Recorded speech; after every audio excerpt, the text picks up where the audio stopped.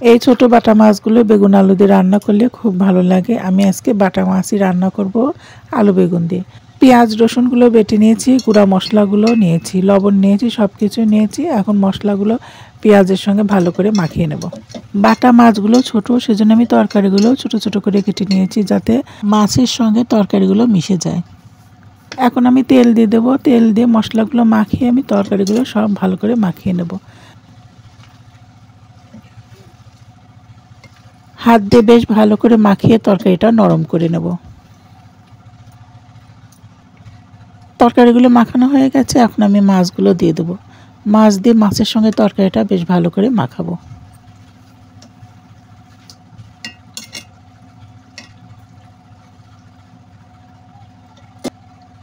এখন হাত ধুয়ে তরকারির মধ্যে পানি দিয়ে দেবো। সামান্য একটু পানি দেবো, দিয়ে একটু থকথকে করে ঝোল রাখার জন্য যতটুকু পানির দরকার ততটুকু পানি আমি দেবো। এখন চুলায় জাল ধরে রান্নাটা করে নেব।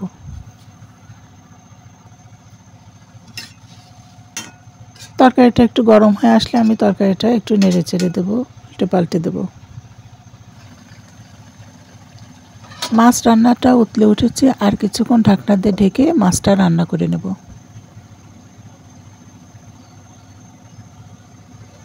তরকারিটা সিদ্ধ হয়ে গেছে, আমি এখন ঝাল লবণগুলি একটু দেখে নেব। ঝাল লবণটা ঠিক থাকলে আমি এভাবে নিভা জালে কিছুক্ষণ তরকারিটা রেখে দেবো। এভাবে নিভা জালে রেখে দিলে আমার তরকারি রান্নাটা হয়ে যাবে। এরকম গা মাখা করে মাছটা রান্না করলে খেতে খুব ভালো লাগে। শীত আসার পর প্রায়ই টাকি মাছ দিয়ে পালং শাকটা ঘন্ট করি আমরা। এই টাকি মাছ দিয়ে পালং শাক ঘন্ট খুব ভালো লাগে, আমাদের বাসায় সবাই পছন্দ করে। এটা আমি প্রায়ই করে থাকি।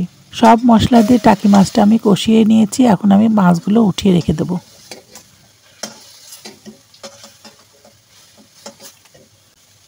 এই মশলার মধ্যে আমি এখন পালং শাকগুলো দিয়ে দেবো। পালং শাক দিয়ে পালং শাকটা আমি সিদ্ধ করে নেব।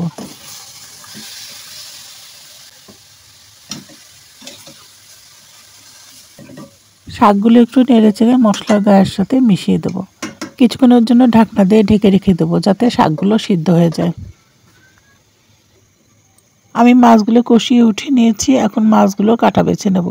এখনও মাছগুলো বেশ গরম, আমি আস্তে আস্তে কাটাগুলো বেছে নেব। শাক ঘন্টার মধ্যে কাটা থাকলে খেতে অসুবিধা হবে, সেজন্য আমি কাটাগুলো বেছে নেব। মাঝে একটা বড় কাটা আছে, সেই কাটাটা আমি ফেলে দেব। মাছের সব কাটা বাছা হয়ে গেছে, এখন আমি মাছগুলো শাকের মধ্যে দিয়ে দেবো। শাকের মধ্যে মাছ দিয়ে আমি শাকের পানিটা একটু শুকিয়ে নেব যাতে ঘন্ট করার সময় শাকের পানিটা একটু কমে যায়। এখন আমি শাকটা তেলে দেবো, সেজন্য চুলায় একটা কড়াই বসিয়ে দিয়েছি। তেলটা গরম হয়ে গেলে আমি পেঁয়াজ রসুন দিয়ে পেঁয়াজ রসুন ভালো করে ভাজি করে নেব। পেঁয়াজ রসুনগুলো গোলাপি হয়ে গেলে তেলের উপর সামান্য একটু জিরা দিয়ে দেবো। জিরা দিয়ে নেড়ে চেড়ে সিদ্ধ শাকগুলো তেলের উপরে দিয়ে দেবো।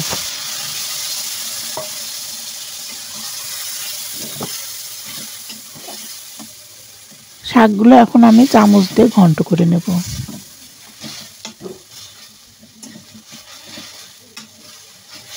নামানোর আগ দিয়ে শাক ঘন্ট যাতে একটু আঠালো হয়, সেজন্য চালের গুঁড়া দিয়ে দিতে হবে যাতে তরকারিটা একটু আঠালো হয়, খেতে খুব ভালো লাগে। তেলে দিয়ে আর একটু সময় ধরে আমি নাড়বো যাতে শাকটা আঠালো হয়ে আসে। বন্ধুরা, আমার রান্না প্রায় শেষের দিকে।